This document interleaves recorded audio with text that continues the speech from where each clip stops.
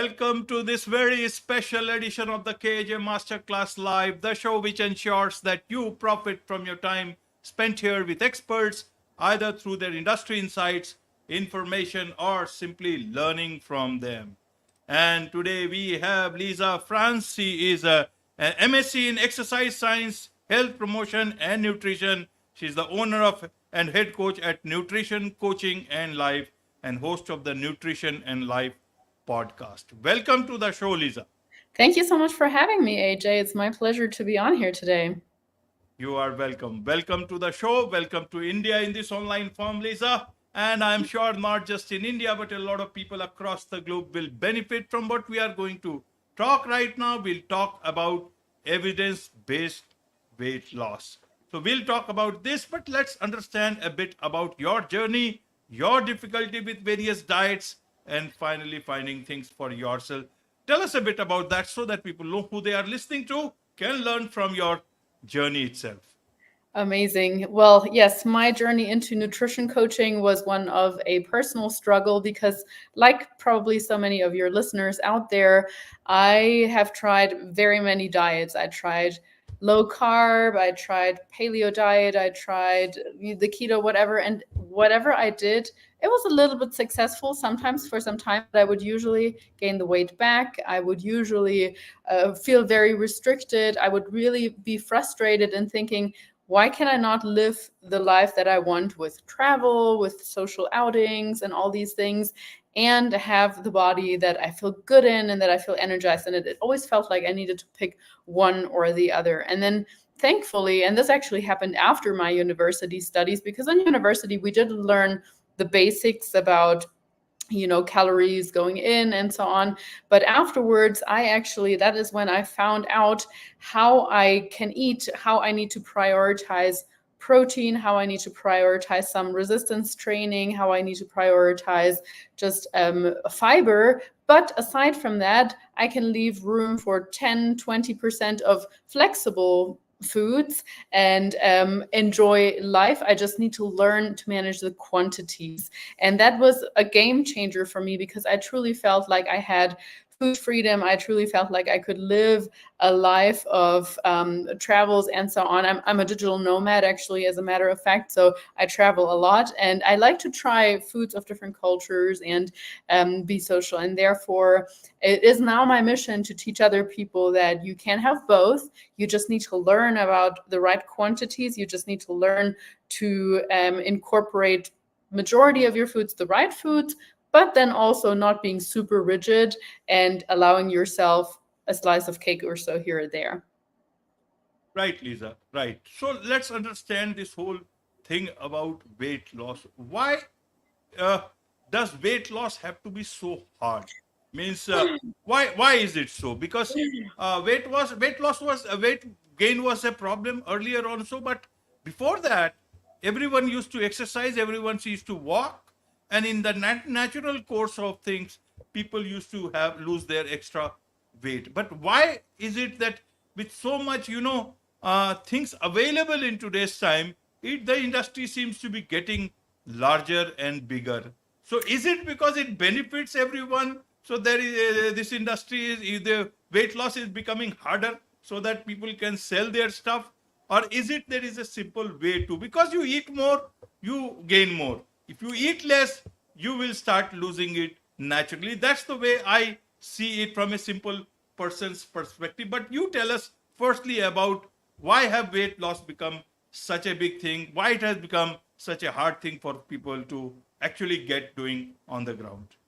Well, you basically summarize the foundational principle of evidence-based weight loss. In the end, it is about calories in, calories out. However, what we're not taking into consideration with this equation is things like our surroundings. So nowadays, as you mentioned, we're not as active anymore. Our lives are a lot lazier. We take Ubers everywhere. We, even in day-to-day life, we might not go grocery shopping. We might have our groceries delivered.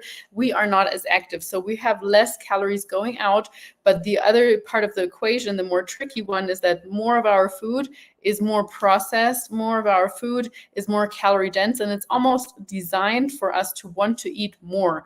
So we have all these things going against it and then against us. And on top of that, we also have very stressful lives and stress. I don't know about you, AJ, but when I'm stressed, I often want to comfort eat. I want to just like sit on the couch with some chips or whatever, and I don't want to have the healthy thing because I just think, oh, I've been so disciplined all day long at work.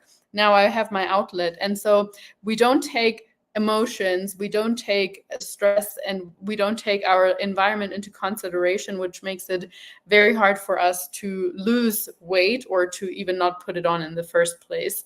So it is very tricky, and we do need to acknowledge that, yes, the industry probably plays into that a little bit. We could probably have a whole discussion or podcast on that in and of itself about some policies and strategies there. But in the end, I don't think that that is very fruitful or very productive. I think in the end, we need to realize that all we can control is what truly goes into our body. We are still, even if the media tells us something, or even if the supermarket has a discount on all the shitty food and the healthier food is more expensive, it's still up to us what goes into our body. And so just taking that ownership of like, it is down to me. And I think another component, which I don't believe is mentioned often enough, is also the cultural component or the family component. Again, I don't know about your family or your mom or whatever, but for instance, my mother and my grandma, one of their love languages was through food. They would show love through food. And so sometimes if I only have had two helpings, my grandma would be like, Lisa, did you not like the dish I made specifically for you? You only had 2 helpings. I'm like, Grandma, I'm already full, I can't eat more. But they keep pushing. So those are all things that we grow up with, and we want to be people pleasers, we want to be nice, and therefore we kind of like eat food sometimes even though we're not actually hungry. So we're quite out of tune with our actual hunger cues, unfortunately. And all these things are things we can learn again, but it takes conscious reprogramming, just like many other things take conscious reprogramming, like seeking immediate gratification with our social media and so on. Absolutely, absolutely, Lisa. Well put. And you talked about, about the industry. So rather than falling prey to the industry mechanisms, we should become more industrious and get ourselves, rather than moving mountains, thinking of moving mountains, let's move ourselves a bit, and that might perhaps solve the problem. But from you, let's learn a few strategies. You talk about 5 nutrition strategies for optimal fat loss. Tell us a bit about that, so that people can learn from you, do things on the ground, lose their fat, lose their weight sustainably and for a longer term. Yes, absolutely. It's my pleasure. So the first strategy I have for everybody is to incorporate more lean protein sources in every meal if possible. And with lean protein sources, I mean things like fish, like chicken breast, like it can be tofu if you're more plant-based or anything like that. But the fact of the matter is that protein is more satiating than just carbohydrates and fat. And also protein is less likely to be stored as body fat. So if we consume 400 calories from mostly protein, it is less likely to be put on as body fat than if you consume the same amount of calories from carbs or fats, especially if you're more sedentary and you don't necessarily use those carbs or fats. So that is really tip number 1, and very difficult for many people, because in Germany, for instance, it's very common for your breakfast just to be a little bit of bread, maybe some toast with jam, and that's it. And I mean, that's obviously carbs on carbs with nothing else. Or you might have something really fatty, but there's not much protein in there. So especially in that first meal of the day, getting into the habit of including more lean protein, and lean protein mostly because these additional fats just add more calories. So if we can mitigate or minimize the really fatty things, that's going to be just helpful in terms of overall calorie balance.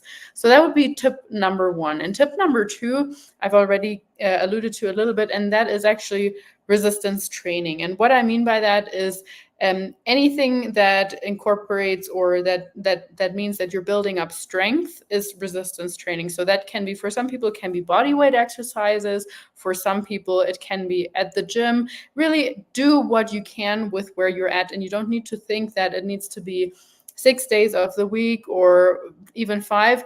You can get a lot out of 3 days, 30 minutes with a home workout program. It is better than nothing. And the reason why I'm mentioning this with regards to weight loss or keeping weight off is, number 1, strength training has shown to really help with appetite regulation. So if you're constantly hungry, if you feel like you never feel satiated and so on, strength training definitely helps with that. But there are so many other positive benefits for hormonal health. So as we age, for example, for men, testosterone tends to decline. Strength training can really, really help with that. For women also going through perimenopause and menopause, strength training really helps with that, also with preventing osteoporosis and those kinds of things.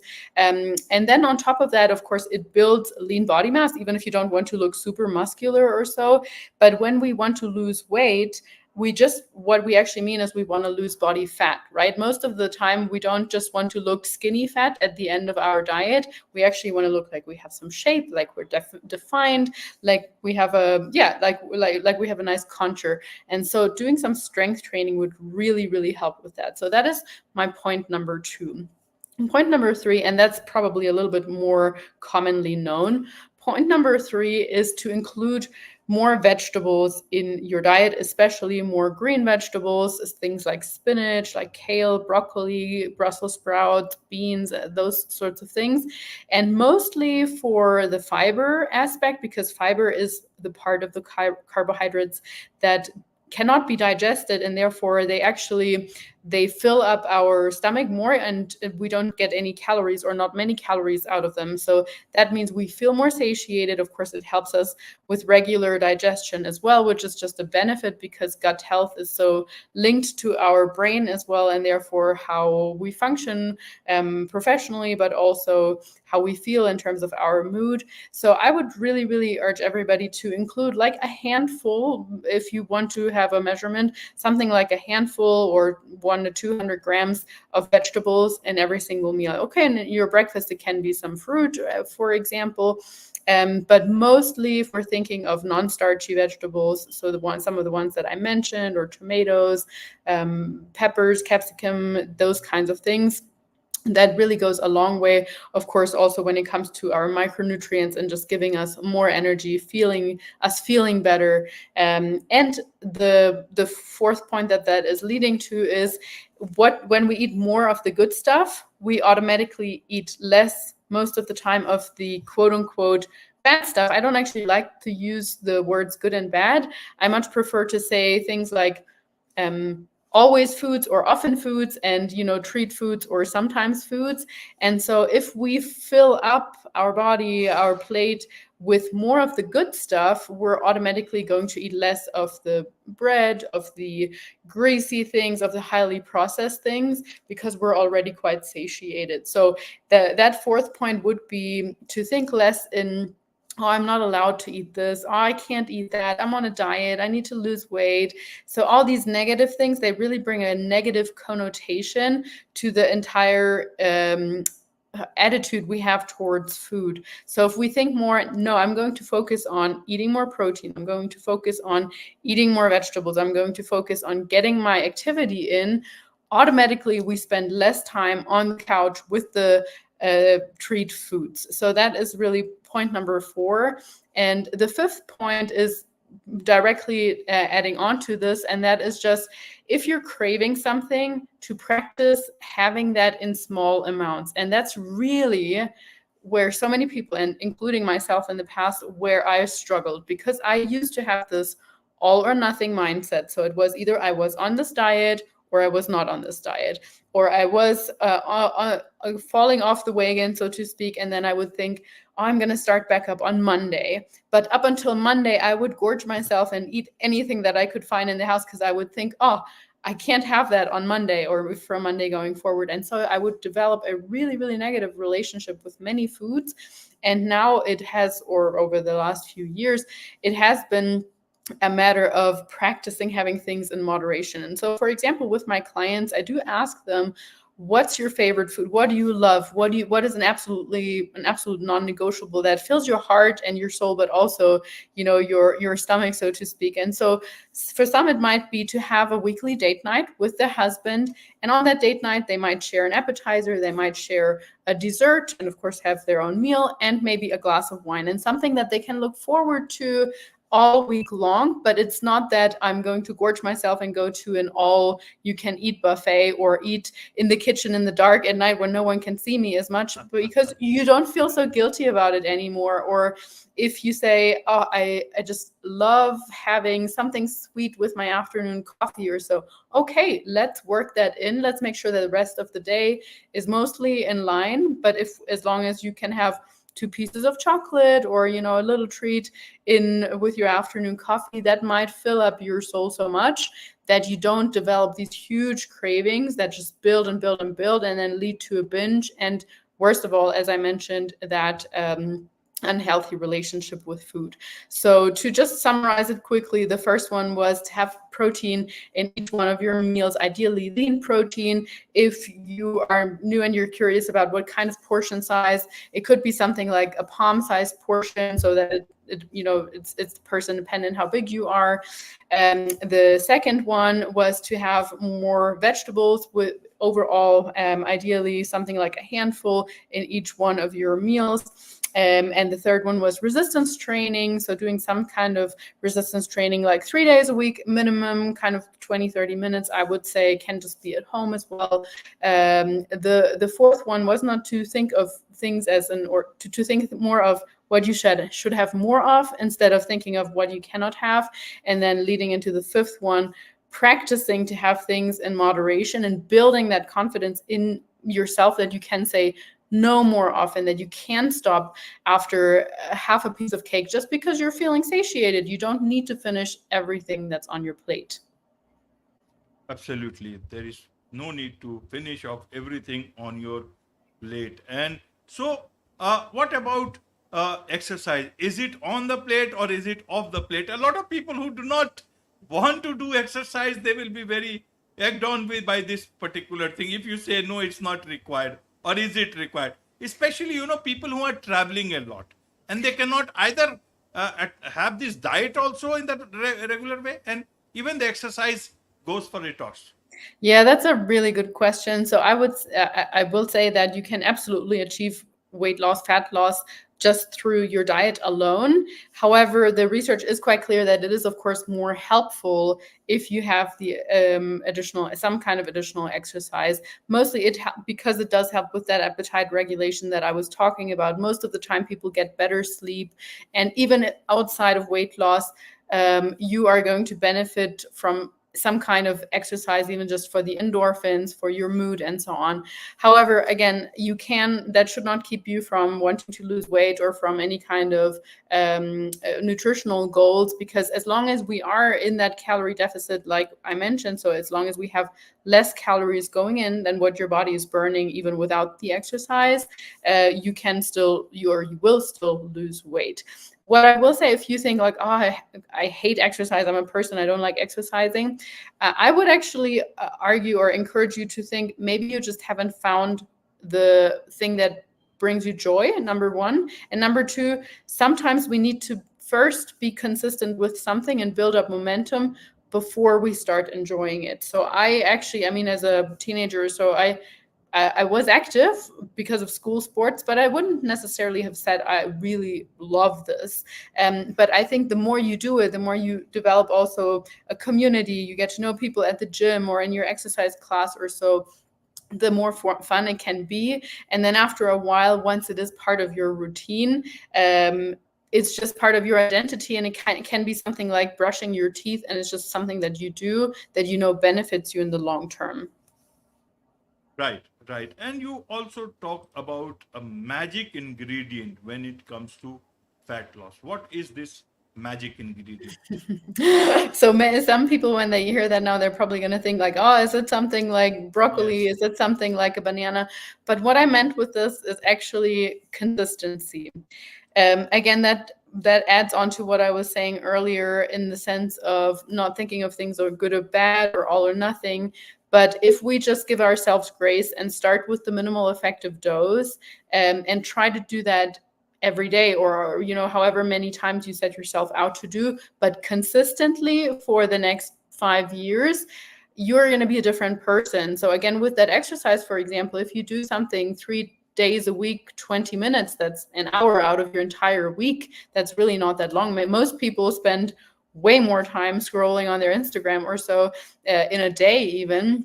So if you do that consistently, not just for the next 3 years, but for the rest of your life, you're going to be a different person. So I often say I'm actually not primarily a nutrition coach. I'm probably primarily a consistency coach, because people are actually not that bad at losing weight, but they're really terrible at keeping it off. And most of the time it comes down to the consistency part, to not doing something that is sustainable for their lifestyle long term. Absolutely, absolutely. And let me come to the last point, that is about metabolism. Some people say, they eat as much as they want and they have a very good metabolism, so it all gets, it melts away. And for us, we eat nothing, still we are gaining weight. What is this metabolism? How, if whatever, we cannot change that, but we can certainly do few things here. Can we do anything about metabolism? And there's something called broken metabolism. Does that exist or it does not?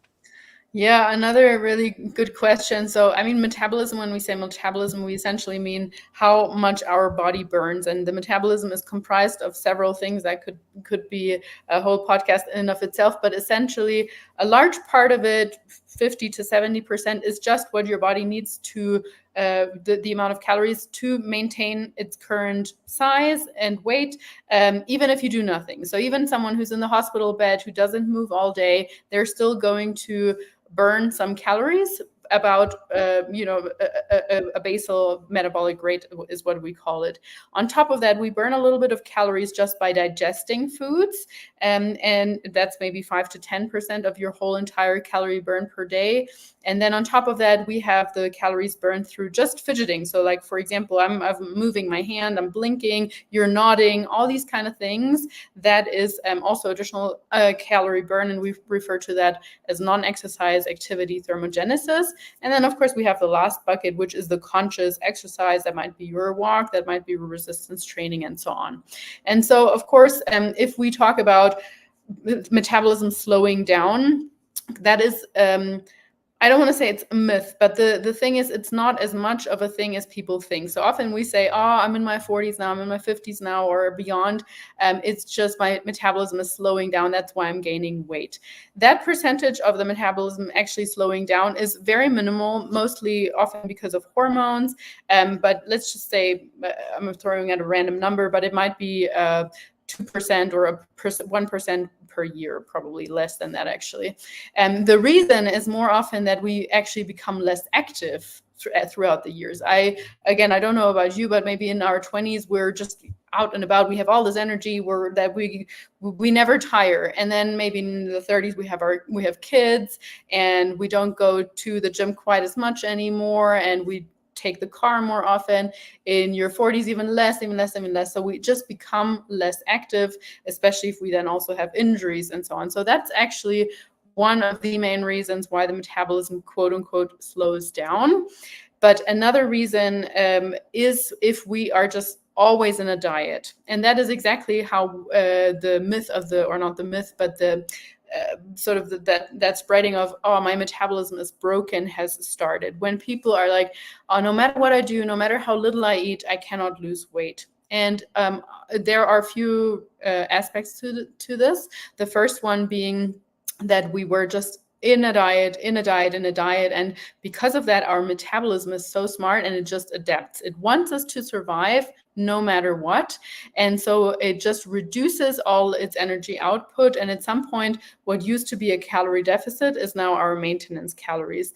Of course, there is also sometimes such a thing as the hormones really playing into that, and just in general making it harder for us to lose weight. But the good news, and to make a longer story a little bit shorter, is the good news is that our metabolism doesn't break. It becomes adapted if we diet for too long, but we can also get out of that adaptation again. So what we need to do in order to do so is to slowly bring our calories back up with healthy foods, with more movement as well, and just reassuring our body that, hey, we are giving you enough energy, we're making sure that you are surviving. And then after a few months, you can usually start a diet again and the body will respond. And lastly, just to add on to that energy metabolism point, many people just simply underestimate, unfortunately, how much they eat. They don't take into consideration the milk that they put into their coffee, the sugar they put onto their oats, the sauce that they have with their salad. And so if you think, I'm just eating 1,000 calories, why is nothing happening? The research is quite clear that in many cases, 1,000 calories is actually more like 1,800 calories, and you have simply underestimated how much you're eating. So those people, or just in general, anyone listening, I do actually highly encourage you to just track your food intake in a food diary, even just for a few weeks, so that you can see how many calories you're actually eating and what happens with your weight when you consume that amount of food. Absolutely. Absolutely. There is much to learn from you, Lisa, about weight loss and all those things related. So, a lot of people who would want to learn more about you, about these things from you, and also become your client, what is the best way for them to do so?